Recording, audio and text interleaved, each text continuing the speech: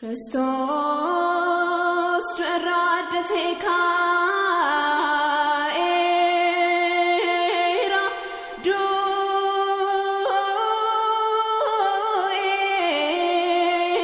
du'asaan du'aa balleesseera awwaalcha keessa kan jiran hundaaf jireenya bara baraa laateera.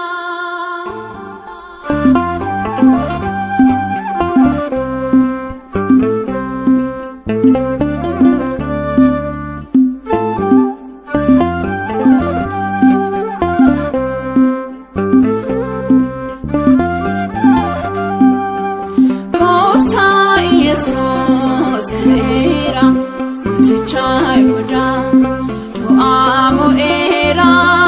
awwaalchisa duwwaadha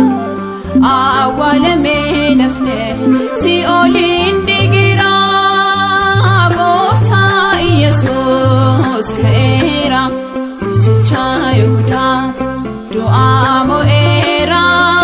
awwaalchisa duwwaadha awwaalamee nafne si'ooliin digira.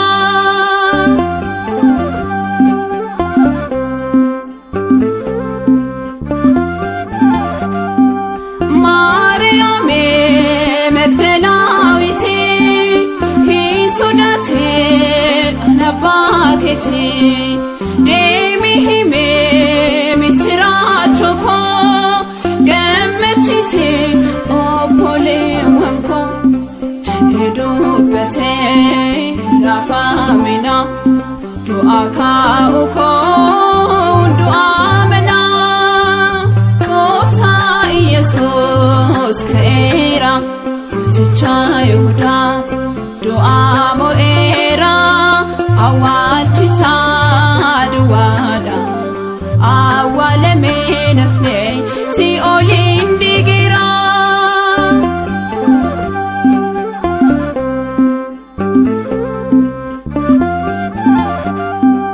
Boolla keessan jiru Kiristoos hin figina Yohannis Phexros fagaadhaa deemaa awwaalcharraa akka dubbatee du'aa mo'eera jedhee dubbatee raafamina du'aa kaa'u koo du'aa mana gooftaa Yesus ka'eera Tewayidoo du'aa mo'eera awwaalchisa duwwaadha awwaalamee nafne si'ooliin digira.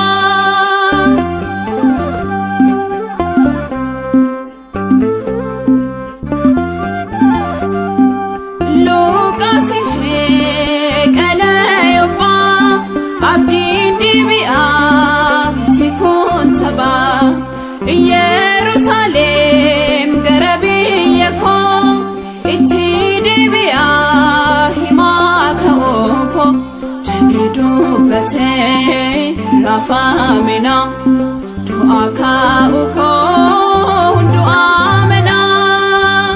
gooftaa Yesus ka'eera Tewayidoo du'aa mo'eera awwaalchisa duwwaadha awwaalamee nafne si'ooliin digira.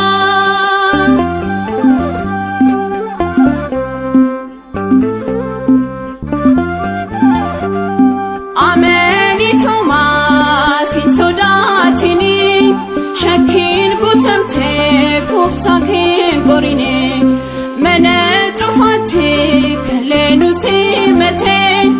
ijaan agarree fuuldura dhaabbatee macaafa guddaat kan hin katabamne baay'ee raawwatee kan hin raanfatamne gooftaa Yesus ka'eera Tewayidoo du'aa mo'eera awwaalchisa duwwaadha awwaalamee nafnee si'ooliin diigeera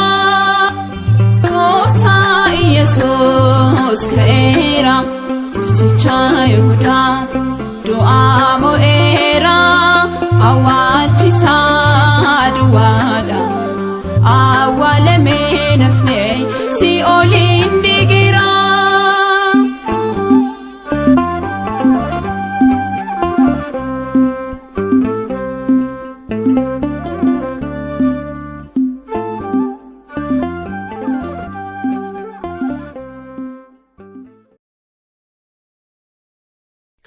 Christos du'arraaddatee kaa'eera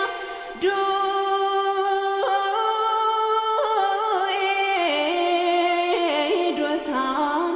du'aa balleesseera awwaalcha keessa kan jiran